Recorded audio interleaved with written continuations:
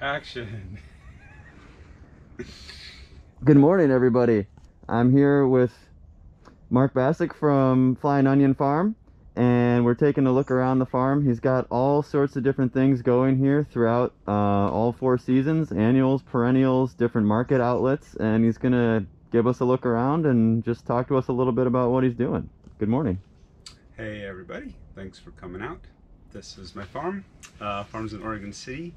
It's been established since probably about 2008 or something like that. I was farming for a bunch of years before that, down in Southern Oregon mostly.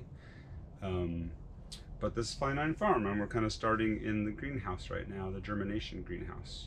So it's empty because it's November or October still. October, what is today? October 20th? 20 something? 22nd? Second. And yeah, we have all the plants in the ground, which is a really good thing. So the greenhouse is now empty. But we thought we'd start here because this is where like a lot of stuff does start, obviously. And there's like heated germination tables in here. It's a pretty basic structure. I think it's about 20 feet long. It's not that big, maybe 15 feet wide at the most. But it's a really good place to just start stuff on a controlled climate type of area. It's a pretty low-tech thing to build. It uses hot water from a hot water heater to run water through a tubing underneath these trays, and then we're able to kind of maintain a pretty consistent temperature somewhere in that 80-85 degree range, which is pretty good for most of the stuff we're starting. If anything needed it a little bit hotter, we could actually just kind of cover up the space. Put a hoop over a flat or a couple of flats or something like that if we have some eggplants or things that are starting really early that need extra germination. And how do you ventilate? Ventilation is pretty much just, other than a couple of fans. You see you got fans here on the side, yep. Yeah, there's the door opens, the top of the door opens separately so the chickens don't get inside here. The sides can roll up when we need to, but I don't think we rolled it up at all this year. It was kind of a wet spring. In the summer, there's a piece of shade cloth that goes over the whole thing to actually keep it cooler. You can see it hanging there. Yep. That's been a bigger problem. It was, yeah, the overheating factor. Getting too hot, yeah. No problem. So better ventilation wouldn't be a bad idea. So probably in the summer we could have rolled it up, but then, like I said, the chickens were getting in, and that was a little bit of a problem. Yeah, always gotta balance something else. Yeah. You know, this also fits with one of my keys for winter production, which was timely plantings. So the fact that nothing's sitting here middle of October, late October, right, means that you actually have a shot to get enough growth on that you can harvest it later. So yeah, because that's the thing. A lot of people think that winter growing means that you're just like growing all your stuff in the winter, and generally winter growing means you're harvesting most of your stuff in the winter. So it means you need to grow it all summer long to have it ready by winter, or for faster growing things, at least get them into the hoop houses by September. And so everything, yeah, was pretty much just kind of thrown in the ground last minute by middle of September. We had the rains that came kind of early, and the timing was pretty good to get stuff established. We'll have a chance to walk around a little bit and see some more of the winter crops like the celeriac, and just the greenhouses we'll look at a little bit, because, you know, like I said, we do markets throughout the winter. We're going to do a small CSA this winter also to try to help compensate for some of the lack of market sales because of the COVID thing. The last market at Woodstock is finishing up just this week, so we're trying to get rid of a lot of the stuff at that market. And then, so not a lot of markets go through the winter. Where are you doing that? Oh, People's Food Co-op has had one that's been going year-round for, God, since the early 2000s. Mm-hmm. So it's a pretty long-running one. Yeah, good crowd of people who are familiar with it and know they can come every week. Yeah, it's good. As the other markets that are more seasonal markets just kind of like die off at the end of October, the People's Market builds up a little bit more because people do like to come to farmers markets. It's a pretty good location. So like as the Woodstock one stops, some of those customers just start to flow over to the People's one. And so yeah, we pretty much have a double booth all year round throughout the market, and the winter season is just as busy sometimes as spring. Maybe not as busy as midsummer, but pretty much as busy as spring and fall. That's fantastic. So, glad you're able to identify a niche like that and fill it. Seems like plenty of farms just take a break at that point. Yeah, sometimes I wish that we would take a break when it's pouring rain or sleeting on us at the farmer's market. It's not the most exciting, but still it works out pretty good overall for whatever reason. You know, we have booths set up, there's lights that get set up, and we're able to sell a bunch of stuff. It's a 2 to 7 market, so sometimes it is pretty chilly at the end of the day. So yeah, why don't we have a walk around and we'll have a look and see some more stuff. Let's do it. Probably won't even come out on camera, but All right, so we moved over here to one of the hoops that he's got going. You can see these are fairly simple. What, 6 foot, 6.5 foot high hoop. Got it ventilated right now, staked on the end, and hard to see. There we go. You can see the ties that are holding this thing down for the wind. Right. Oh, the strings. Yep. Yeah, they hold pretty good with a lot of winds. We'll be able to keep these up all winter long. We'll probably run out of stuff inside of them, but they may just get planted to some extra greens kind of maybe by January or February would be my guess after these things are pulled out. Okay, so this one looks like celery, and then is this green onion? Scallions. Oh, yeah. Okay. Yeah, it was planted as scallions. It looks like they got pretty bad downy mildew, which has been a real major problem with us this spring and all year round. Almost all the alliums had some sort of fungal issues, and the downy mildew is pretty much a killer for anything. It just melts the leaves. Yeah, it's tough to see here, but you won't be able to see it that easily, but there's a discoloration that's happening in a leaf like this. You able to see that up closer? A little bit, yeah. You can and see it's the this difference dark of the sort color, of, it's like least. a purple black stuff that doesn't really look like it's going to be that much of a problem, but it does kind of eat through the leaves pretty fast. I think the Latin name for downy mildew is like something destructor. So it sounds like Godzilla attacks the onions, you know, here. Yeah, I'd say a lot of times it lives up to the name. It really does take things down pretty good. It does.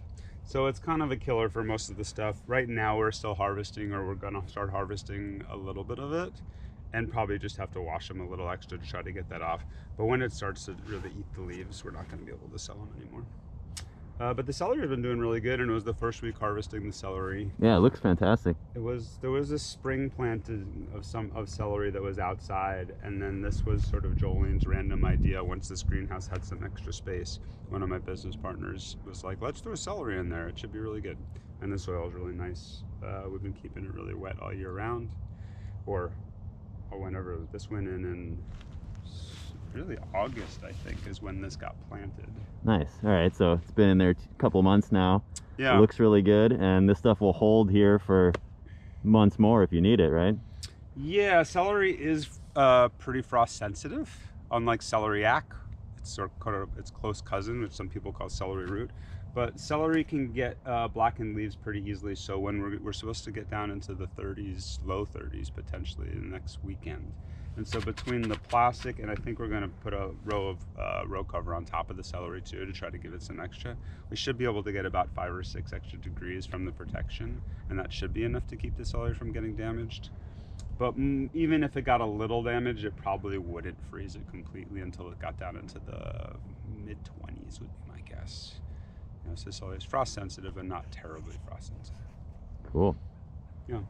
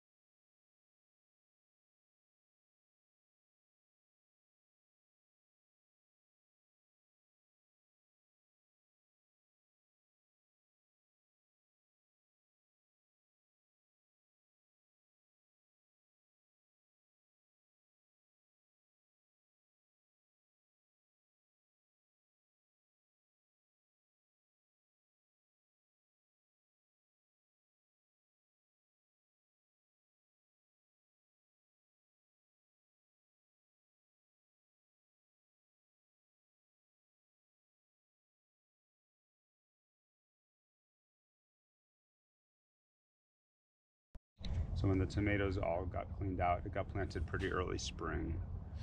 And then yeah, this is the third All planting. right, so very early bok choy then, and then shortly and then into I think tomatoes. it was salad greens right after that. And in the summer, oh, it had zucchinis in it in the summer. That was the thing. We got some early zucchinis out of this Yeah, house. so you really make use of this year round. Yeah, I think that these spaces are really precious. Just the ability to shed the rain is more than anything. It's not the actual temperature control that's that important with the whole thing. A lot of it is just keeping a dry space. Mm-hmm. So getting planting in the spring, you get an early start on it. Ventilation isn't super hard. It's just kind of rolling up the sides a little bit. And how are those hoops secured in the ground? The hoops aren't really in the ground. They're on top of these metal plates. You can't really see them anymore because they're kind of buried with some dirt. Let's see if I can remember. It's metal plates that are, there's rebar into the ground. The hoops go over the rebar onto a metal plate. The metal plate has a hook on it that enables you to hook onto the rope. So it's really the pressure of the rope that's holding the whole thing down onto the metal plates. Got it. And so like you could lift the metal up. It's not in the ground and it's fixed, but it's at least attached so it won't move side to side because the rebar is down there. Got it. And it seems to hold pretty good. Yeah. It's like I can't remember exactly how much it cost to build, but I think we built this thing for about $400. Nice.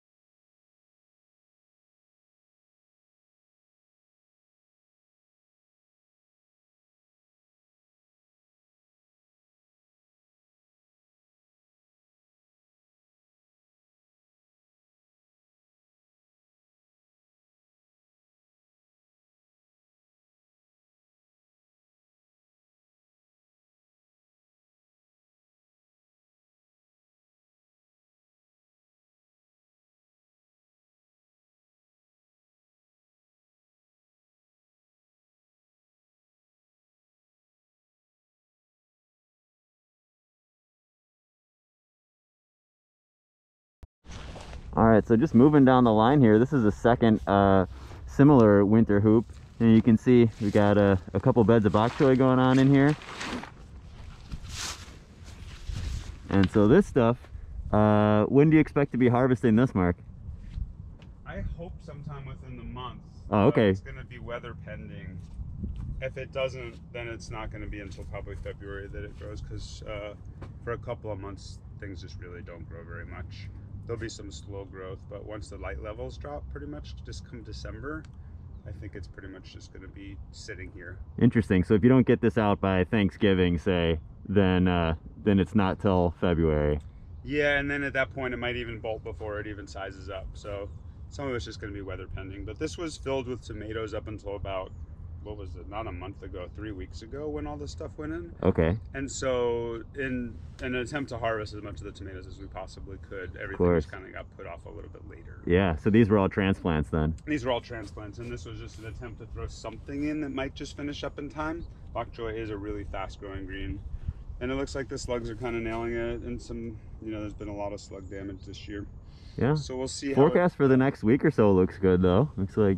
Yeah, it might, and it's a super cold hardy plant, so it shouldn't have any problem getting through the winter with a little bit of protection. But it's an attempt to just get something into the house and try to maximize the space throughout the winter. Absolutely. Yeah, so we'll see how it goes.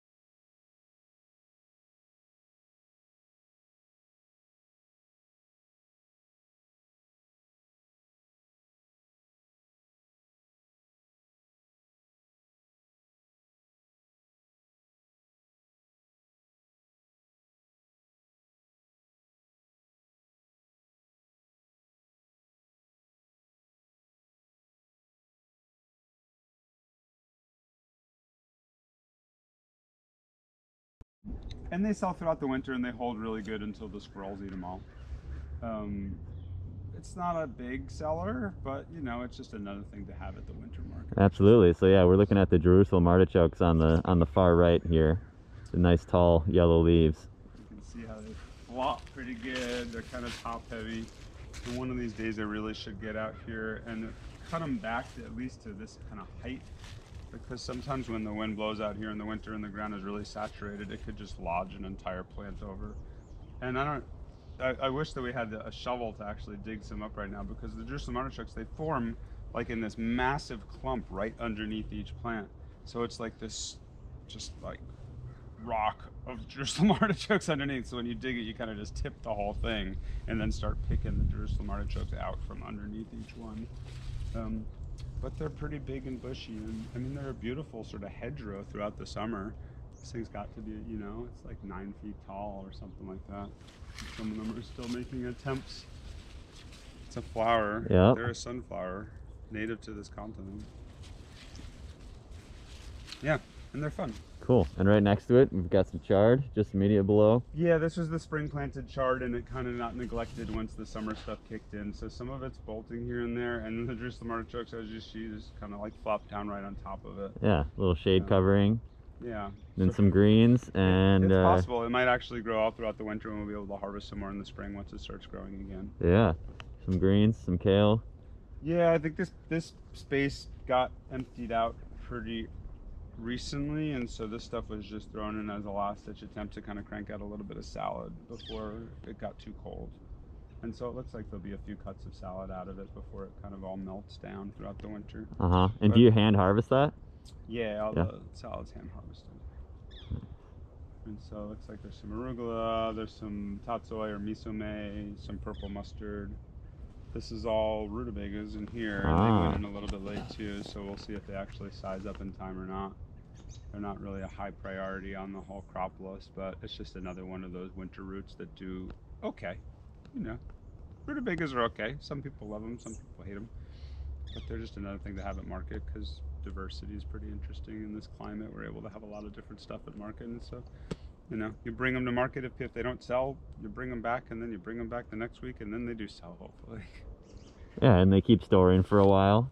They store great, and they'll just hold them in the ground. It's rare that I've seen Jerusalem artichokes freeze. It has to get down to be about 15 to 20 degrees for them to actually freeze, which is pretty irregular in our climate. And do you find an obvious kind of increase in certain vegetables for like pre-Thanksgiving markets or pre-Christmas? Pre-Thanksgiving markets is definitely a thing. Like, we'll sell all that celery by the Thanksgiving markets. Well, we could sell the entire hoop house. That's a stuffing right there. Yeah, I think that's like a classic stuffing ingredient. Potatoes we sell really well. Thanksgiving carrots, we'll sell a ton of carrots. I'll show you the carrot bed. Salad always sells really good at Thanksgiving. I don't know, this is going to be a different kind of Thanksgiving year than other years, so I guess I probably shouldn't get my hopes up too much. Yeah. But people might be having smaller gatherings or not just going to gatherings at all.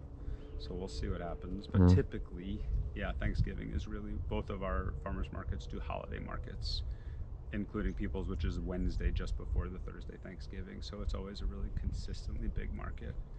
So yeah, potatoes, carrots, root crops in general for root roast, salads. That's about it. I can't remember what else sells exceptionally well, but it's a foodie holiday, so people definitely come and buy a lot of vegetables for it. Cool. Rutabagas might not be on that list of things that are high priorities. Maybe they should be. Maybe so. Okay. All right, we're over here at exciting at the main hoop house. So this one much larger than what we were looking at before. It looks like a combo of summer and winter crops right now. Yeah. This is still got some of the summer stuff. The peppers are still kind of continuing to ripen up in here. Oh, it's so warm. Yeah, it's fogged up. Nice. It's toasty inside here. This has rotated, you know, it's been planted it actually hasn't had anything not growing in it for years. So it's pretty much a consistent cycle of growing stuff inside this hoop house. So year-round for years, you're saying? Yeah, years and years. This thing has been year-round. It's just the winter crops are generally some sort of like leafy green type thing, whether it be salad mix, which on the far bed over there, there's some salad mix. This is lettuce heads and salad and salad nova for cutting for Yeah, winter. they look really nice. 2 beds of spinach. These are all the areas that things came out. You could see like this crazy trellis kind of thing. This is all, it had cucumber climbing up on it up until, you know, a month and a half ago or something like that. And the cucumbers were awesome this year. They were so good. We had cucumbers really, really early this year, and they went pretty much mostly disease-free until late August or something like that. That's So fantastic. that was cool. So this is just a random thing that it gets moved from bed to bed, so the cucumbers could rotate throughout the greenhouse every year. And you could like play on it. It's like a jungle gym. Are you gonna trademark that trellis? Trademark. That's funny. Yeah. I'm gonna trademark the trellis. Yeah. So, yeah. So take a look here. You got some head lettuces and salad novas here, and then spinach. So one was transplanted and one was direct sown, I imagine. Yep. And when do you expect to be harvesting these? Now. Right now. Yeah. This guy's hungry. I mean, that salad nova is only a couple of weeks away. I'm trying to be able to do some basic cuts off of it if we run out of stuff outside. The spinach is questionable. The spinach is probably not going to be harvested for another month if we're able to, even at that point. More of its growth and its harvesting happens in really late winter when the sun starts to come back. Mm-hmm. So February, this is going to be a massive patch of spinach. Cool. February and March. So you'll cut it maybe in a month, and then again in February, March. We'll probably just start cutting it in a month and cut small amounts off of it once a week. Mm-hmm. And it'll grow back. So we're not ever going to like just hack the whole thing down. Right. You'll go leaf by Pretty leaf. much go leaf by leaf and just harvest leaves, like trying to pick off of the biggest plants. Mm-hmm. And if we get the chickweed out of here, that would be even easier. But you know, Oh, that stuff tastes good in there. when it ends up in the salad, it's actually okay. Maybe it not in the spinach. So we'll have to do some hand picking of the chickweed in here. But yeah, the spinach could be kind of harvested. I just call it big leafing, which is just taking off the bigger leaves and letting the plant grow so it continues to just produce throughout the year. Mm-hmm. And do you have kind of a concept of how many leaves on a plant you're willing to take, or like a percentage? I mean, you got to leave some, no right? more than 50% of the plant for sure. Yeah, So, okay. you know, like a couple of leaves per plant is usually fine. And we'll harvest, 20 pounds, 30 pounds off of it on a week-to-week basis, probably, would be my guess. That's great. Something in that realm. And then on the salad novas, so you'll cut maybe again in 3-4 weeks, and will those come back to February, March? The salad nova is going to produce all winter long. It generally does. It grows a little bit faster. We gave it a lot of space, so we're going to have less pressure with molds, mildews, and the kind of thing that lettuces get throughout the winter. So when they get to a certain size, they're kind of just sort of going to hold. And then we'll be able to just like cut the outer leaves around each plant, leaving the hearts to grow back. And then just gradually kind of move through the patch. And then when we get to the end of the patch, or, like we mix the varieties into the salad so you get some variation. Mm-hmm. But once we get like kind of to the end of this little patch, just move back to the beginning and they'll have started growing back. So usually you get like 3 or 4 cuts off of each head Nice. before they go over. I see. So instead of just lopping it all off at the base, you're being Yeah, we kind of clean around each one, leaving the center to grow back. uh-huh. And do you do that just with a harvest knife, or? Yeah. Yeah. Yeah, it's pretty simple. It doesn't take long at all to go to one plant. So it kind of cleans it up. It keeps them from encroaching too much on each other, and it leaves a little, we're going to be leaving a heart kind of like the size of what you see here Mm-hmm. to grow back again. And it has enough light to, photosynthesize pretty well. Maybe not in January, but it'll pretty much grow most of the winter, just slow. That's great.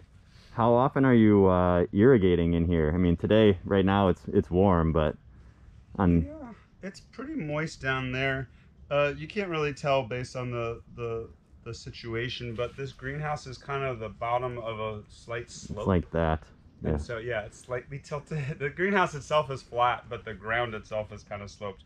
So a lot of water from this slope runs into the greenhouse in the winter, which sometimes when it really pours sucks. And I'll get kind of like a little river running through it, which is not the best situation. I put a French drain along the top, but the moles undermined the French drain, so still some water gets into the greenhouse. But even just because of the fairly clay soil and the slope, a lot of moisture is just consistently in this greenhouse all winter long. So like I've been watering it maybe once every 2 weeks lately, but pretty soon I'm just gonna stop watering, and then maybe I'll run water every month if it needs it. But more often than not, like spinach is a pretty good miner for water, so it'll go down and find the moisture down there. The lettuce will probably need it a little bit more, and especially at this far bottom end, that's the water kind of like goes under the greenhouse, so this section might dry out a little faster than that side over there. Mm-hmm. But yeah, so not very much at all, it sounds like. yeah. Oh, it's real minimal. Ventilating this greenhouse in the winter is like the biggest hassle. Just like on a sunny day, having to come out here and open it up and then closing it up again in the afternoon. And So you got some big doors on the end wall there that we can see. Back here, some different windows that looks like they prop open. yeah, like this window kind of opens up. Like, hook it. That's kind of like that. Mm-hmm. But that Nice. side down there, the whole ends will just roll up. So usually I don't even have to open these windows in the winter. And then the side rolls up too, which is probably the easiest ventilation access, just for the side roll. And we'll see how long the peppers go. If it does get down into the 30s, they might get nipped a little bit, but we'll still have some peppers to harvest off for another 3 weeks or something like that. Yeah, I'd say they look great for late October, man. Yeah. And we've been picking them pretty good. I mean, they've been producing for 2 months already or something like that. Yeah. And then there's some salad greens down on this little bed. It's just some mustards, some arugula, some Mizuna down at the end. Just sort of like consistent. This is that purple garnet giant mustard that we'll end up just making bunches of mustard greens. And that stuff grows all the way until March. So it seems like you've really done the work on the selection of crops that go in here for the winter time. Yeah, I mean, no, we sometimes get it wrong. Like, most of it's just salad greens, I suppose, more than anything, and the spinach. But yeah, figuring out like the kind of stuff that people want to eat in the winter has been a thing. Like, there's only so much of this purple mustard. This is the spicy mustard. So like putting in a whole bed of that stuff would be pretty stupid because not that many people want it. Mm-hmm. So there's certain people that like spicy greens, but not as much as maybe I always hope sometimes because I like those things a lot. Right. But yeah, so we just plant a little bit of this, a little bit of that, and try to keep the market booth being a diverse space so we have a lot of different things. And do you plan rotation in here, or just by nature of the diversity that goes on year round, it's enough? I try to plan rotation. The crops that are really sensitive towards disease pressures, like the Solanaceae stuff and the cucumbers, they rotate pretty well. It's just like a bed for bed rotation kind of thing. Like I'll try to, I mean, there's only 4 beds, 1, 2, 3, 4, 5 beds that the cucumbers could be on, so they're basically getting a 5-year rotation. The peppers, because there's 2 beds, they're only gonna get a 2-year rotation ever. And they're pretty consistent that there's always a couple of beds of peppers in here and 1 bed of cucumbers in here, and then the other stuff is kind of like shifting and rotating through. Like this had some potatoes planted in it in the really early spring, so that would be a good bed not to put the peppers in again because it's just another solanum and they're just going to have the similar kind of like root rot issues. Or gray mold, I guess, is what we get in here more than anything. If I had tomatoes planted in here, they always get gray mold on them, so I haven't been able to do tomatoes in this space at all. Okay. It seems like the clay soil is really, really prone to the gray mold, and some of the peppers showed it this year. And so next year, I'm probably going to be actually taking a little bit more of a year off, so it looks like be able to get a longer rotation and maybe get some of the weeds in here under control. The chickweed has really kind of taken over. It's become a problem. There's some bindweed that's starting to creep in too, so that kind of sucks. So having some time off every once in a while is a good thing, not only for people and farmers, but also for plants and the soil. How do you deal with fertilization in here with so many different crops throughout the year? I mean, I make my own compost, so we're putting that down, and that's the majority of the organic matter, and most of the compost is from the organic dairy down the road. But as far as amendments, we're pretty much adding feather meal as our nitrogen source for the greenhouse. because it never gets rained on and we don't use overhead irrigation in here, the soil doesn't really like leach out nutrients that fast. Mm-hmm. So even though it's heavily rotated, we probably add less amendments in this space than I would outside, just simply because of the rainfall factor. But yeah, just regular compost application and making sure the nitrogen rates are kind of up there, and doing soil tests every year or every other year to try to like manage that type of stuff is kind of important too. And so yeah, regular soil tests and then what amendments we need. Great, thank you. Yeah, you're getting right into our content for next week is taking soil tests and then Oh, cool. analyzing the results. Mm-hmm. So we'll be doing that. We have the same situation in our hoop house on campus where compared to, 12 feet away outside, the nitrogen level stays really high because it's not getting leached out. Mm-hmm. So I haven't put nitrogen down in there in 18 months. Oh wow, that's awesome. Yeah. Yeah, that's great. I mean, some of it depends on the feeder too. Some things just feed heavier and they'll just need sort of a regular application, and other times you could just be like, yeah, it'll just get whatever was left over from the crop beforehand. Yep. Like the potatoes. We had the potatoes down here. They got a lot of nitrogen, and so I don't think that we had to put anything down after the potatoes for the greens, because these greens are not going to like need very much, especially because it's a pretty slow growing process throughout the winter. I don't think that they need a ton, but sometimes I find that I screwed up and we could always side dress or top dress something.